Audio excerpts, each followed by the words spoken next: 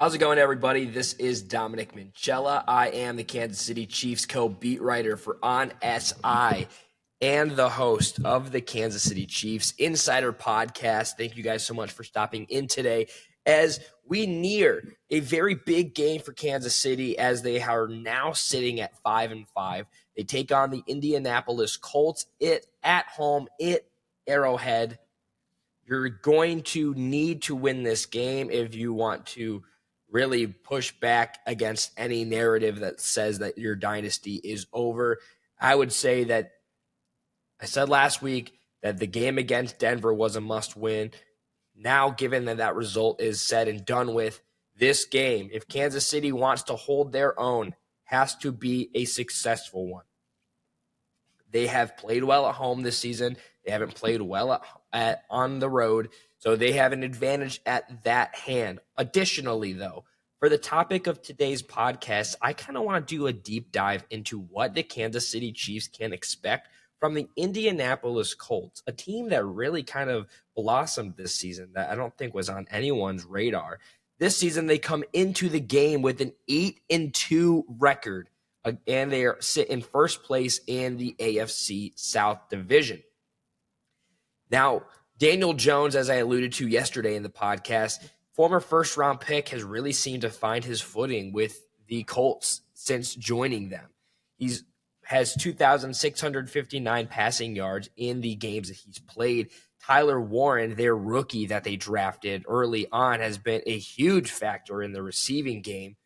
He was a top 15 pick and has just looked the part, really.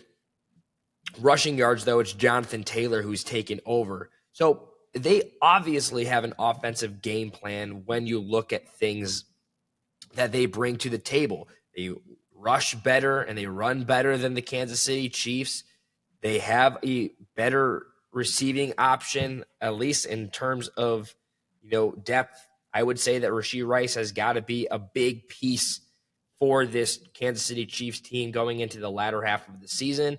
Additionally, with Travis Kelce, who has been a surprise, by the way. But when you're looking at things, yes, the offense has been elite. They've averaged, the Colts have, nearly 400 near 400 yards per game. They are top in the National Football League this season.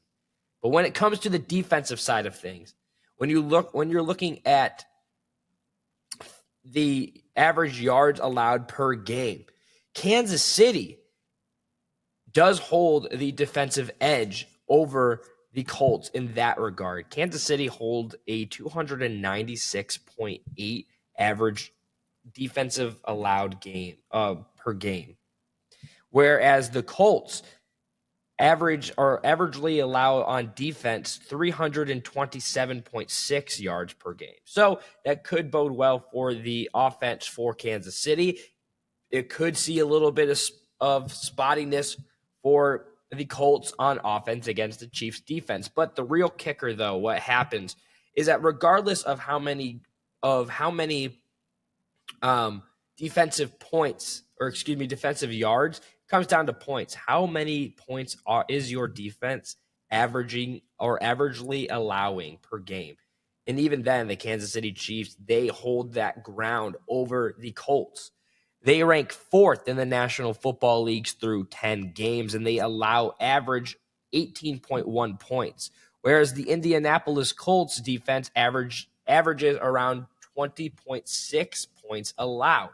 So I would say going into this game, it is purely a defense win game mentality for the Kansas City Chiefs.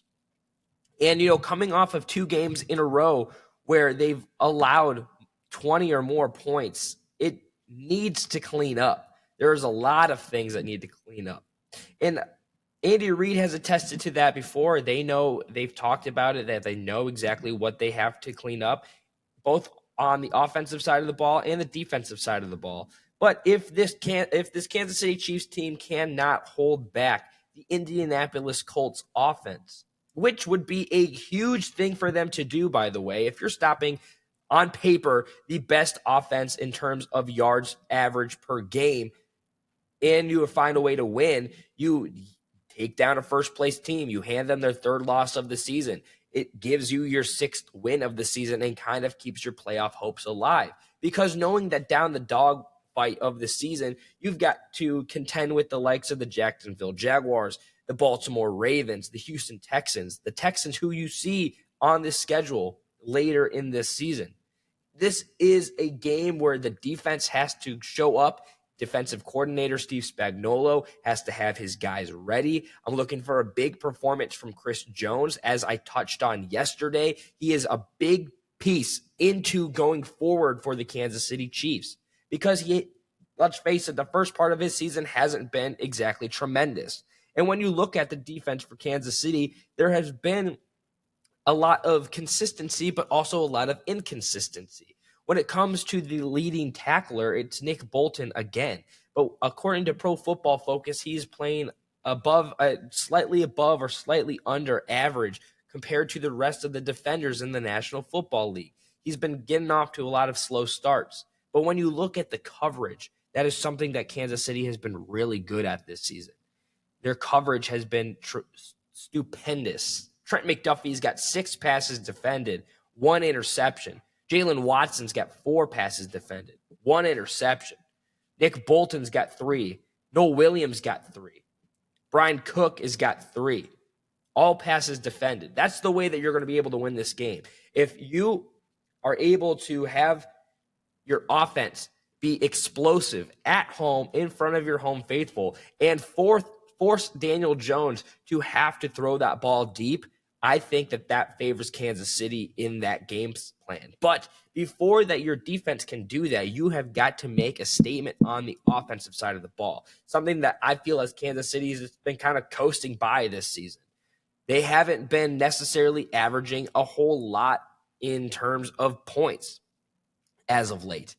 They had 2 games ago, they put up 21 against the Buffaloes. They put up 19 against Denver. And even then, I don't know how anyone else felt, but it just felt like the Kansas City Chiefs in both of those games were fighting from behind.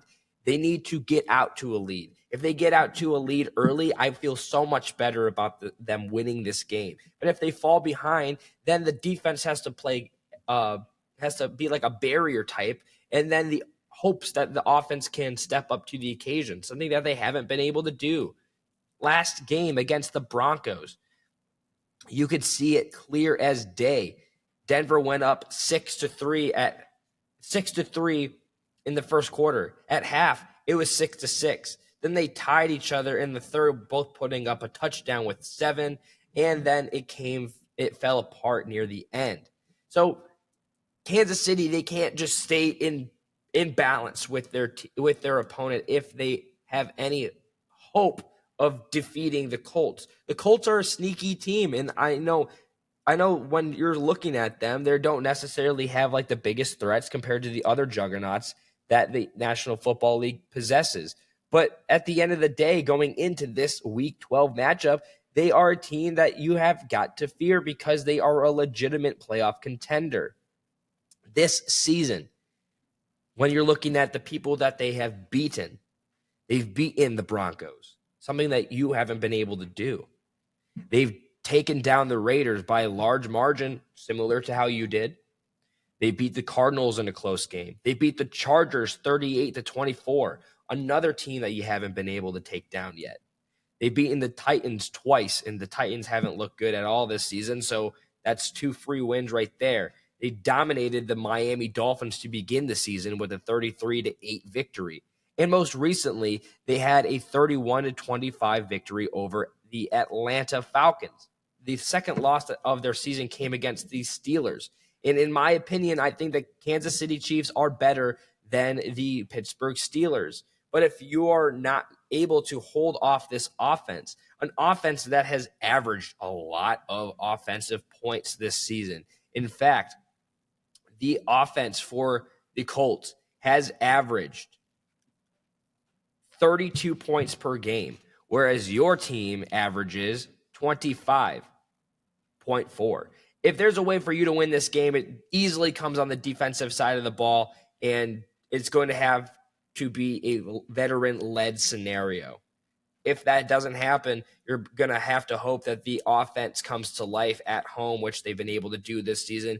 But the way that they've been playing, that's the only way that you're going to have to be able to take down this Indianapolis Colts. Your back are against the wall. Theirs is not.